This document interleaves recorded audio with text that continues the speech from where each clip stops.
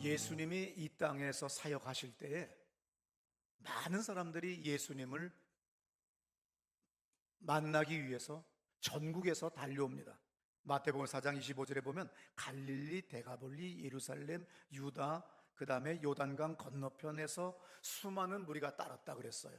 그러니까 수많은 사람들이 팔도강산에서 모인 거죠.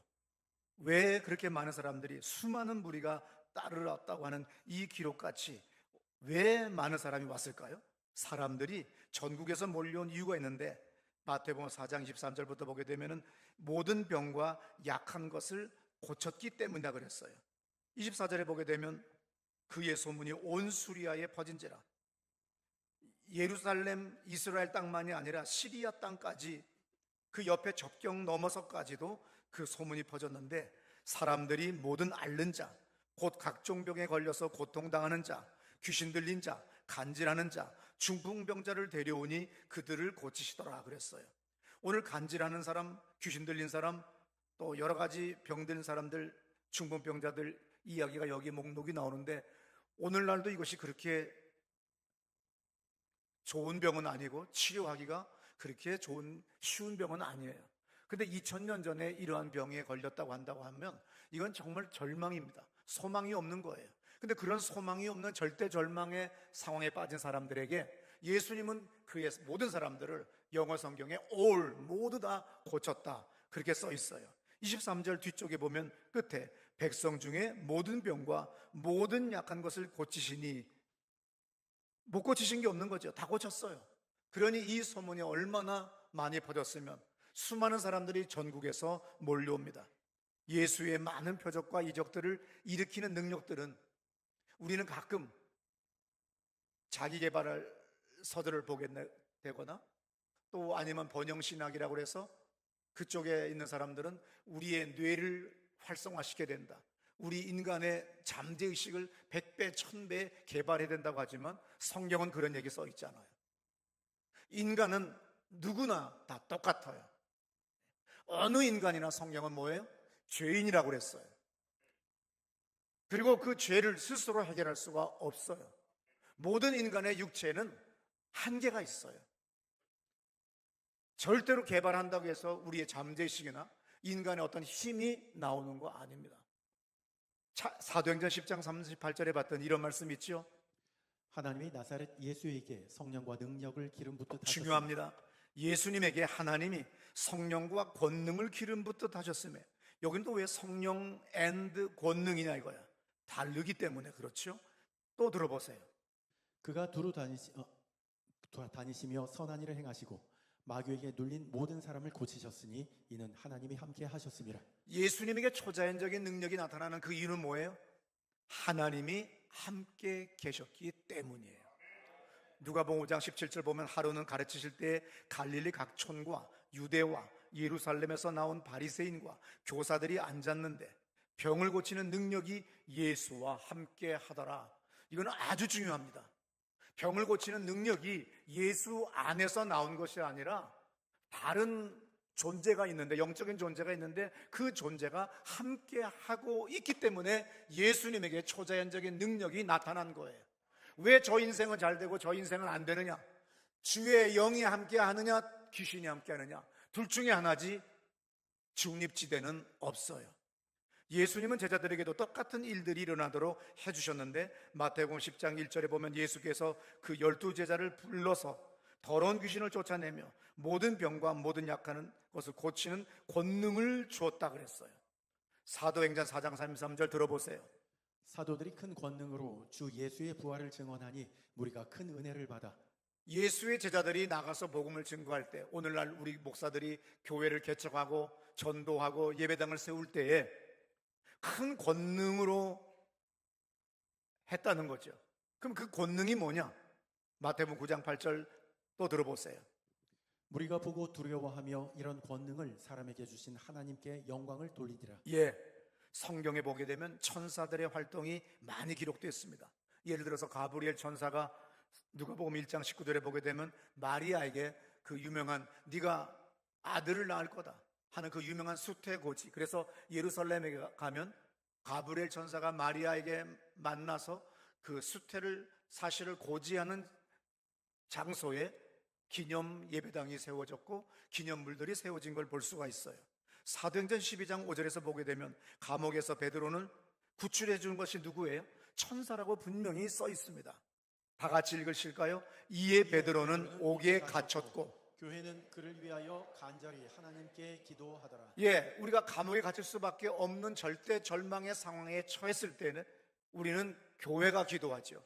교회의 중보기도팀에 자기들의 목장 교구에 우리가 소식을 보내서 기도해달라고 요청하면 정말 놀라운 일들이 벌어집니다. 다니엘 10장에서도 보면 다니엘이 나라를 위해서 기도하는 장면이 나옵니다. 이때 성서학자들의 이야기로는 다니엘의 나이가 80 가까운 나이래요. 금식할 만한 힘은 없습니다. 그래서 어떤 일을 해요? 절식합니다. 기름진 것, 좋은 것은 먹지 않고 최소한의 생명만 유지할 수 있는 음식만 먹으면서 지금 21일째 기도를 했는데 놀랍게 기도 중에 미가엘 천사장을 만나는 장면이 나와요.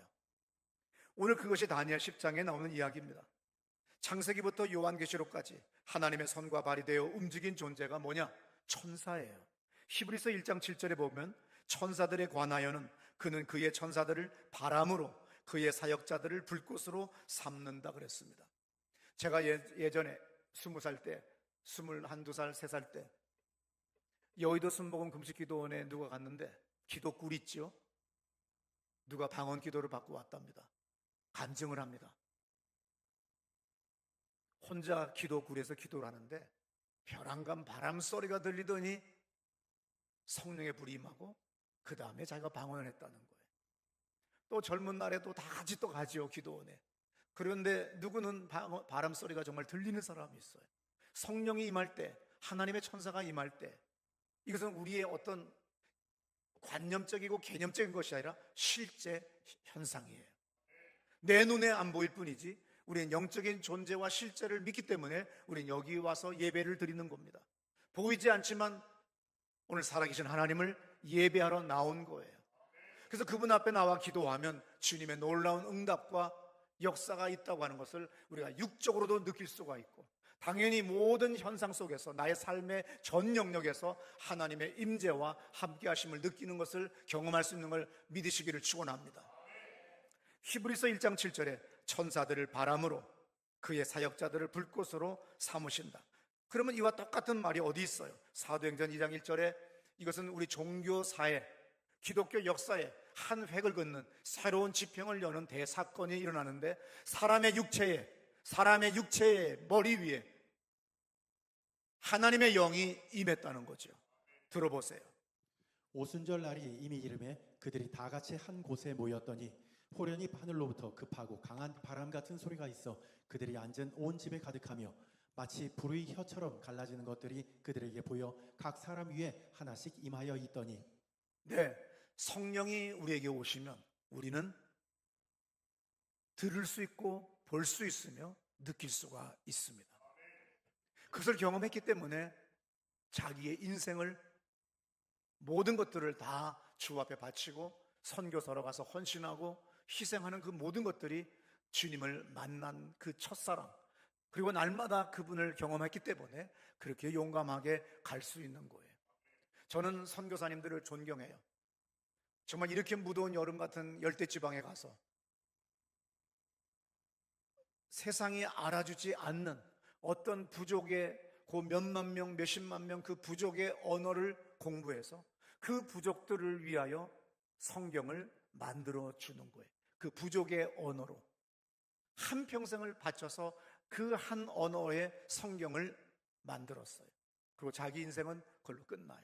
그러나 그들에게 복음을, 말씀을 전해줬다고 하는 그 사명감 때문에 저 적도 밀림 속에서 그렇게 살아가는 선교사님을 만나뵈면 저절로 허리가 굽어지고 존중할 수밖에 없고 존경할 수밖에 없습니다.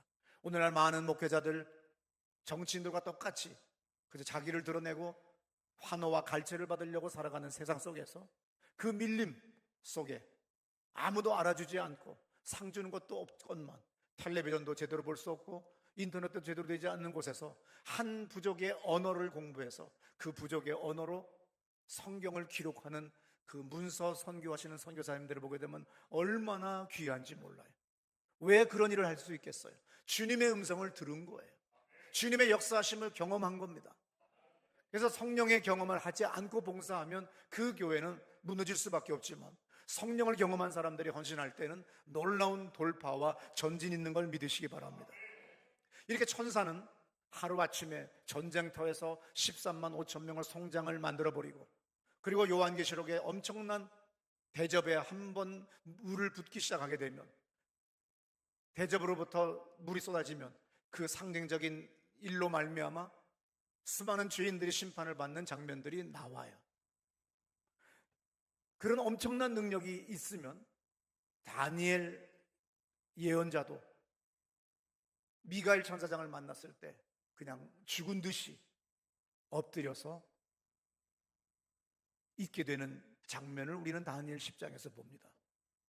왜? 영적인 존재를 만나면, 그 영적인 힘을 만나면 어마어마하기 때문에, 특별하게 성경의 지식이 없으면 천사를 숭배할 수밖에 없어요. 우리도 보면은 엄청난 자기 그룹 회장을 만나거나 어떤 유명한 사람을 만나면 배랑간 막 허리들을 막 굽잖아요. 그래서 우리가 역대서에 보게 되면 성전을 완공한 후에 하나님의 임재의 상징인 영광의 구름이 임하니까 제사장들이 능히 서서 섬기지 못하였더라는 말이 서 있어요. couldn't stand라고 써 있어요. 내가 서 있으려고 했지만 서 있을 수 없는 그런 역사가 일어나는 거죠. 지난 주간에 11시 기도회 전, 그러니까 후에 제가 이 예배당을 지나가다가 박지연 집사님이 계시길래 오래간만에 예배당에서 봤으니 우리 기도 한번 합시다. 그래서 손을 잡았어요. 그랬더니 두 분의 여자분, 세 분의 여자분이 감당할 수 없는 엄청난 움직임이 일어나기 시작을 해가지고 성령의 놀라운 덮으심을 경험하는 장면이 나옵니다. 그건 뭐예요? 나에게 어떤 힘이 나오는 것이 아니라 주님의 천사들이, 주의 권능이 이곳에 있는 겁니다.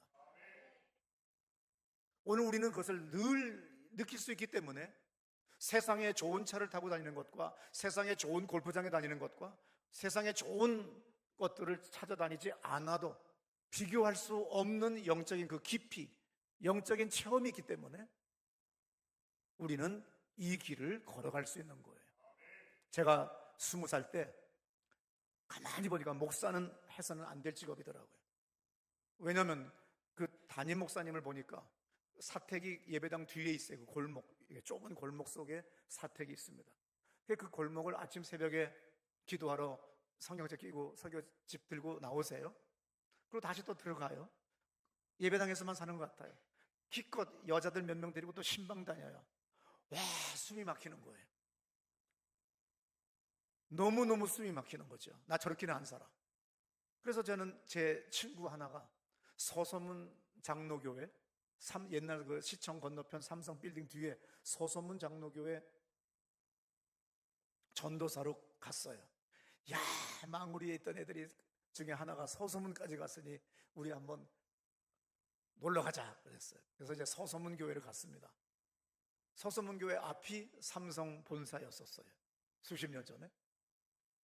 점심때가 다 되니까 그냥 수백 수천의 사람들이 시청 앞으로 몰려서 막 식당에 밥들 사 먹으러 가는 게 그렇게 장관이고 멋있어 보이는 거야.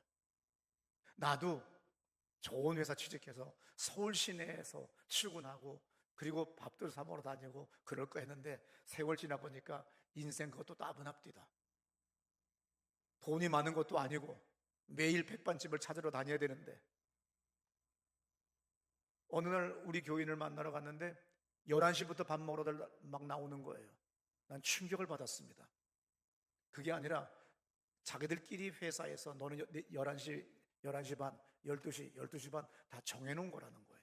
그래서 그분들은 11시부터 나오는 거죠. 근데 젊은 망울에 살던 제 입장에서는 서울 시내에서 출퇴근하는 사람들이 그렇게 멋있어 보였던 거예요. 그리고 담임 목사님은 그렇게 한스럽게 보였어요. 지금은 여러분들이 나를 쫄로 보겠죠. 한심스럽게 보이겠죠. 아닙니다. 난 여러분들이 불쌍해 보여요. 그래서 저는 여러분들을 만나면 안수하는 겁니다. 이 험한 세상 살아가는데 얼마나 힘드시겠어요. 그러니까 나는 주님을 만났어요. 주님을 경험했어요.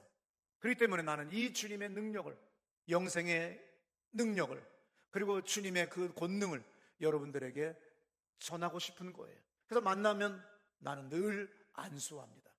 안수가 나의 취미며 나의 행복이며 나의 기쁨이에요. 이보다 더 기쁜 것이 어디 있겠어요. 어제도 전도팀들이 모여서 뭘 식사하더라고요. 저도 끼어 들어갔습니다. 그러다가 이제 같이 식사하면서 어떤 여인을, 분명히 테이블에 그분의 다리는 다 감춰져 있지만 내가 기도할 때는, 식사 기도할 때는 그분의 다리가 오른쪽에 보이지 않았어요. 그래서 오른쪽 다리가 아프구나. 그래서 이제 오른쪽 다리 아픈 것들을 위하여 기도했더니 사람들이 놀래겠죠. 왜냐하면 오른쪽 다리를 다쳐서 자기가 제대로 못 걸었다는 거죠. 근데 나한테는 그것이 오른쪽 다리가 접은 걸로 보였어요. 내가 기도해 주는데 이 여자는 왜 다리를 접고 있나? 한쪽 다리를 딱 테이블 속에서 내가 안 본다고 그렇게 했나 보다 했는데 그게 아니라 그분의 다리가, 오른쪽 다리가 마음대로 사용할 수 없었던 거예요. 이렇게 이 영적인 세계를 경험하게 되면 이 세상이라고 하는 게 아무리 길어봤자 70, 80밖에 안 돼요. 우리는 저 영원한 영생을 위하여 살아가는 존재이기 때문에 성령 하나님을 경험해야 돼요. 절대로 인간의 잠재의식을 천배 만배 개발한다는 거 다 거짓말에 불과한 거예요. 죄인의 머리고 죄인의 육체입니다. 히브리서 1장 14절의 말씀을 들어보세요. 모든 천사들은 섬기는 영으로서 구원받을 상속자들을 위하여 섬기라고 보내심이 아니냐. 네, 천사들은 우리가 구원 얻을 후사들이잖아요. 상속자들이잖아요. 그래서 우리를 위하여 섬기라고 보내심을 받았기 때문에 우린 천사를 보고 절할 필요가 없어요. 그런데 기독교 역사 속에 보게 되면 천사 숭배하는 그런 집단이나 이단 사이비들이 많이 있는 걸 우리가 알 수 있어요. 우리가 구글링 할 때, 검색할 때 엔젤이라고 치게 되면 수만 건, 수십만 건이 나오는데 그게 전부 다 귀신을 섬기는 귀신 집단들이에요. 속지 마세요. 진짜 기독교의 천사 이야기도 있지만 거의 다가 귀신들을, 그래서 귀신도 분양해주는 일본 사람이 있어요. 그건 뭐냐면 과부가 되고 호레비가 돼가지고 혼자 살아갈 때 너무 외로우니까 이제 귀신이 하나 있으면 좋겠다고 하는 마음. 그래서 어디 가서 돈 좀 주고 뭐뭐 하면 정말 귀신이 출장 온대. 그래서 문 뚫기는 소리도 내고 뭐도 하고 참 별의별 일들이 다 있어요. 그래서 우리는 천사가 아무리 능력이 많은 존재일지라도 우린 천사에게 절하거나 고개 숙이는 거 아니에요. 천사에게 뭘 다 해달라고 기도하는 거 아닙니다. 골로새서 1장 18절의 말씀, 아무도 꾸며낸 겸손과 천사 숭배를 이유로 너희를 정죄하지 못하게 하라. 천사 숭배하지 말라는 거죠. 19절, 머리를 붙들지 아니하는지라. 우리의 머리는, 교회의 머리는 누구예요? 예수예요. 우린 예수님을 붙드는 거지 천사를 붙들거나 천사에게 절하는 거 아닙니다. 요한계시록 19장 10절의 말씀 들어보세요. 내가 그 발 앞에 엎드려 경배하려 하니 그가 나에게 말하기를 나는 너와 및 예수의 증언을 받은 내 형제들과 같이 된 종이니 삼가 그리하지 말고 오직 하나님께 경배하라. 중요합니다. 요한계시록을 기록한 요한계시록 저자는 영적인 체험이 너무 컸어요. 그래서 이 천사가 엄청나게 귀신들을 다 때려잡고 심판하는 게 너무 크기 때문에 그냥 천사를 만나는 순간에, 경험하는 순간에 엎드려 버려요. 그랬더니 천사가 뭐라고 합니까? 삼가 그리하지 말아라. 오직 하나님께 경배해라. 근데 어느 날 나는 천사다 그러면서 경배를 받으려고 하죠. 귀신이에요. 그러므로 속지 말고 영적으로 그것을 갖다가 분별할 줄 알아야 됩니다. 오늘 우리는 성경을 보게 되면 천사는 예수님의 전생애에 함께 했어요. 잉태고지, 탄생, 사역, 부활, 승천 때에도 언제나 천사들이 함께 했다고 하는 이야기가 계속 성경에 기록되어 있는데 우리는 어쩌면 그렇게 살살 피해서 고르곤 다 빠져서 그저 어디서 축복이라든지 서로 그냥 이빨림하기 좋은, 그저 듣기 좋은 이야기만 나누는 사람이 되어버려요. 하나님의 천사들을 통하여 우리 구원 얻을 후사들을 위하여, 상속자들을 위하여 어떻게 준비해 주시고 어떻게 도와주신다는 것을 오늘 여러분들은 이 성경을 통해서 경험하셔야 됩니다. 예수님이 마태복음 26장 53절에서 말씀하신 적이 있어요. 언젠가 가롯 유다의 배신으로 드디어 예수를 잡아 처형하기 위하여 사람들이 몰려옵니다. 이때 베드로가 뭐라고 해요? 칼을 뽑아가지고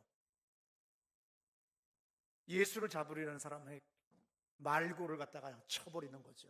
근데 이 사람이 검술이 좀 능했는지 살짝 피해가지고 귀만 잘라졌어요. 그랬더니 예수님이 그 귀를 잡아서 말고에게 다시 붙여주면서 뭐라고 합니까? 내가 지금도 12군단이 더 되는 천사를 보내시게 할 수 없는 줄로 아느냐? 아버지 하나님의 섭리는 내가 죽어야 되고 내가 죽어서 피 흘려야만이 모든 인류의 죄를 대속할 수 있기 때문에 나는 죽어야 된다는 그 섭리를 이루러 왔다는 거죠. 근데 제자들은 무조건 이 땅에 오래 살아야 되고 나쁜 일 안 당하야만이 좋은 줄로 알고 오늘 말고와 그 일당들을 대적하는 장면이 그 장면에서 오늘 예수님이 얘기합니다. 12군단, 이 로마 군인들의 편제 단어로 써 있어요. 일개 사단이 7,000명에서 오늘날 대개 일개 사단이 기계화 사단이면 7,000명 정도, 보병 사단은 옛날에 최고 많으면 12,000명 정도예요. 그래서 우리가 평균으로 그 당시 로마의 군대 편제로 하게 하면 한 개 사단, 그런 식의 단어로 돼 있는 것이 여기 군단으로 돼 있어요. 그래서 한 사단, 한 개 군단이 1만 명이라고 하면 최소 10만 이상의 천사들이 예수님과 함께하기 때문에 바람도 꾸짖으시고 풍랑도 꾸짖으시고 수많은 귀신들을 추방하시는 그 놀라운 초자연적인 역사는 함께하는 천사들의 역사인 거예요. 그 천사들의 역사를 권능으로 오늘 복음서에서는 표현하고 있는 겁니다. 그러므로 여러분들은 가장 중요한 것이 뭐예요? 초대교회 역사와 수많은 초자연적인 역사들이 일어날 때는 천사들이 최소한 예수님에게도 그렇게 10만 이상의 천사들이 함께하듯이 오늘 여러분들의 삶에도 그러한 천사들이 함께하도록 간구하셔야 됩니다. 근데 굳이 우리는 천사에게 기도할 필요 없어요. 예수의 이름으로 하나님 아버지께 기도하면 하나님 아버지께서는 우리들에게 약속하신 그리스도의 영, 곧 하나님의 영이신 성령을 오늘 우리에게 보내주십니다. 그 성령이 함께 하실 때마다 천사들이 우리와 함께 하는 거예요. 인생에서 어떤 사람에게는 드라마틱하고 기막히게 놀라운 일들이 일어납니다. 축복과 형통과 전진과 돌파예요. 그런데 어떤 사람에게는 정말 더럽게 되는 것이 없어요. 안 되려면 이렇게 안 될 수가 있나? 정말 징그럽다 할 정도로 안 되는 게 있어요. 왜? 귀신의 역사예요. 어떤 사람은 잘 돼요. 사업이 잘 됩니다. 근데 그게 안 되는 사람은 정말 안 돼요. 왜? 사무엘상 16장 14절을 보면 이런 말씀이 있어요. 여호와의 영이 사울에게서 떠나고 여호와께서 부리시는 악령이 그를 번뇌하게 한지라. 하나님의 영이 사울 왕으로부터 떠났어요. 대신 누가 빈자리를 채웠어요? 하나님이 부리는 악신이 사울 왕에게 왔습니다. 어떤 사람은 자빠지고 엎어지고 넘어져도요, 굴러도 조금 아픈 사람이 있는데 어떤 사람은 그냥 넘어져서 그냥 목이 부러져 죽는 사람도 있어요. 어떤 사람은 하나님의 은혜로 자동차가 5번씩이나 굴러버려요. 대각선으로. 그래서 살아나요. 그 다시 살아서 설교하고 또 일해요. 그게 뭐예요? 저예요. 주님의 은혜입니다.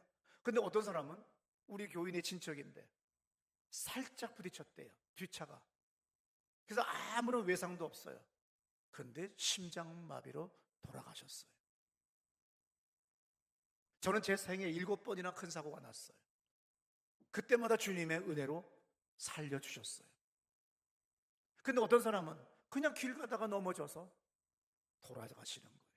어떤 사람은 똑같이 넘어져서 엎어져서 머리에 엄청난 뇌진탕을 일으켜도 다시 살아나서 정상으로 회복돼서 일상생활에 돌아온 사람이 있고, 어떤 사람은 별것도 아닌데 그 작은 걸로 인하여 엄청난 고통과 죽음으로 가는 것들도 있어요.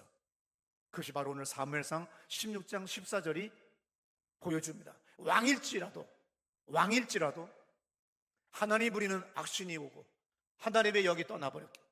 그러면 그때부터 아무리 내가 머리를 싸도 술을 놨지만 악수만 놓는 거예요. 바둑을 두는데 누가 봐도 저거는, 또 어떤 사람이 사업을 하는데 누가 봐도 저건 망할 거라고 다 알아요. 자기만 잘 될 거라고 믿어요. 그리고 돈을 다 까먹어요. 그게 다 뭡니까? 내가 잘못된 선택인데, 그 잘못된 선택이 왜? 사무엘상 18장 10절입니다. 그 이튿날 하나님께서 부리시는 악령이 사울에게 힘있게 내리매 그가 집안에서 정신없이 떠들어대므로. 네, 드디어 이제 하나님이 부리는 그 악신이 사울 왕에게 힘있게 내렸어요. 덮쳤어요. 그랬더니 어떤 일이 벌어져요? 미친 짓 하기 시작했다는 겁니다. 야리오했다 그랬어요. 떠들었다 그랬습니다. 이사야 66장 2절부터 4절을 보면 이런 말씀이 있죠. 나 여호와가 말하노라. 내 손이 이 모든 것을 지었으므로 그들이 생겼느니라.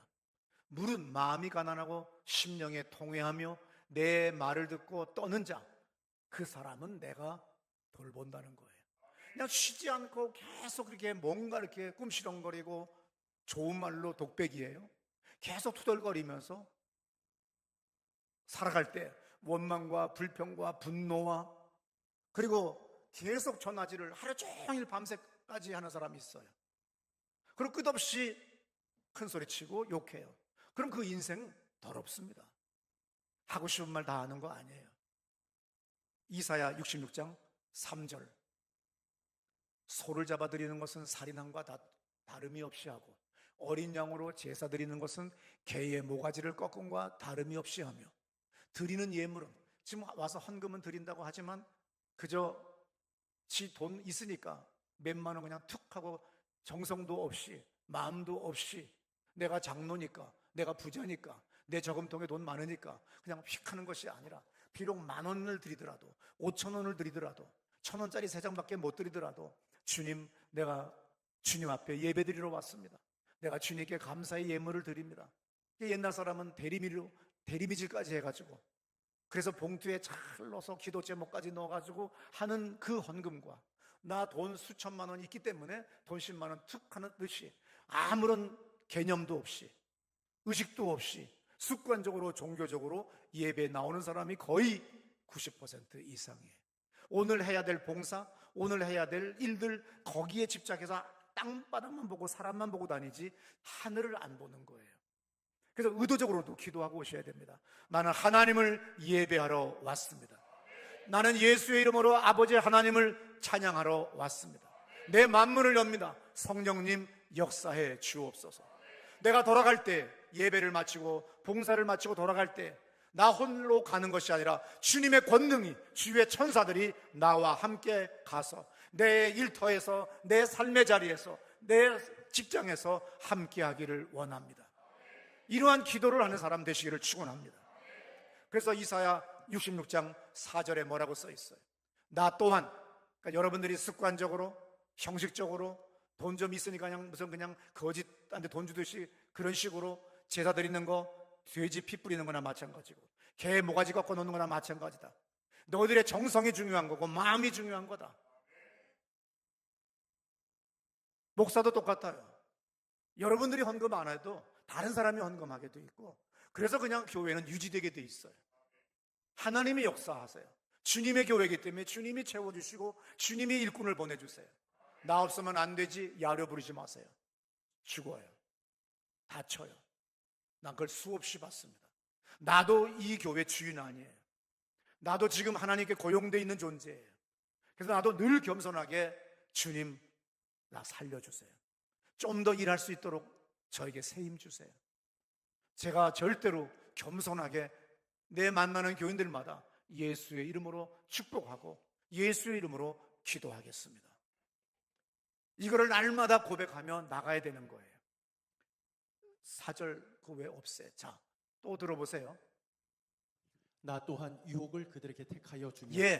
그렇게 정성도 없이 습관적이고 종교적으로 나가면 하나님 또한 유혹을 택하여 준다는 거예요. 그들이 무서워하는 것을 그들에게 임하게 하리니. 그리고 여러분들이 무서워하는 게 있지요.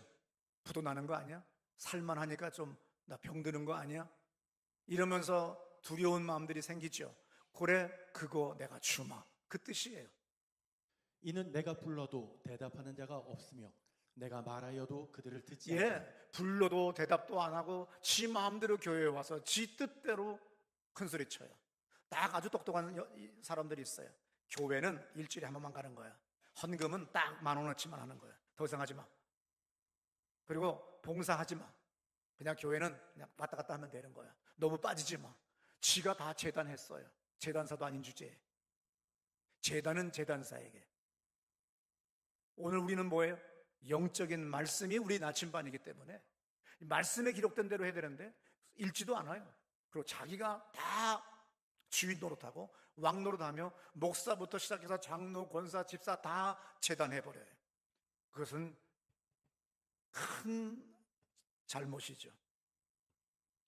나는 세월 지나갈수록 정말로 내가 부족한 사람인데 이렇게 서울에서 하나님의 은혜로 이렇게 아름다운 예배당에서 이렇게 좋은 곳에서 목회할 수 있는 것이 뭐냐? 주님의 은혜예요.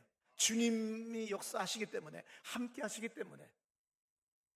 내가 기도할 때, 축복할 때, 신방 갈 때 하나님이 함께 한다는 것을 사람들이 볼 정도로 느낄 정도의 역사가 있기 때문에 목회할 수 있는 겁니다.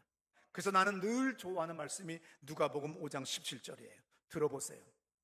하루는 가르치실 때에 갈릴리의 각 마을과 유대와 예루살렘에서 온 바리새인과 율법 교사들이 앉았는데 병을 고치는 주의 능력이 예수와 함께 하더라. 성경책 여기를 아예 동그라미를 치고 그리고 액자에다 저 걸어가지고 저 말씀을 날마다 의지하고 기도하세요.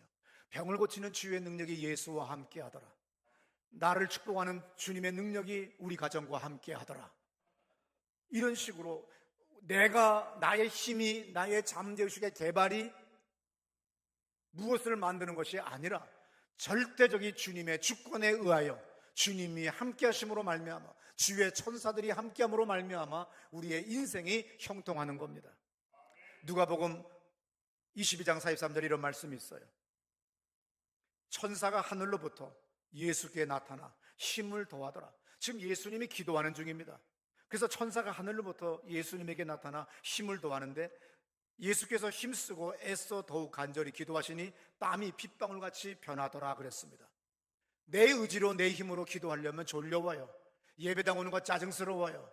모든 것이 다 귀찮습니다. 그러나 성령이 함께 하시면, 성령이 역사하시면 기도가 즐겁습니다. 예배당 오는 것이 무능하고 무력해 보이는 것이 아니라 이것이 가장 큰 축복이요 은혜라고 하는 걸 알 수가 있어요. 기도할 때도 천사가 도와주는 그러한 기도의 수준까지 가셔야 돼요.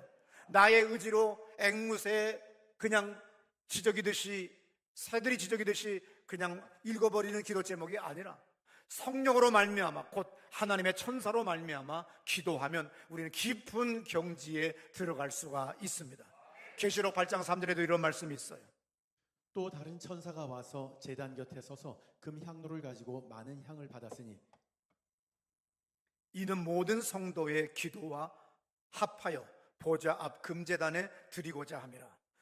천사들이 우리들이 기도한 모든 것들을 다 담아서 하늘에 가져온다고 하는 걸 상징적으로 요한계시록 저자는 표현하고 있어요. 뭘 얘기합니까? 천사는 늘 우리와 함께하고 있기 때문에 우리가 기도할 때도 술 먹을 때도 욕할 때도 보고 있다는 거죠. 와, 그런 거 생각하면 또 마음대로 못 살아요. 그죠? 사도행전에 베드로가 옥에 갇혔어요. 그런데 교회가 기도했습니다. 그런데 천사들로 말미암아 베드로가 감옥에서 나왔어요.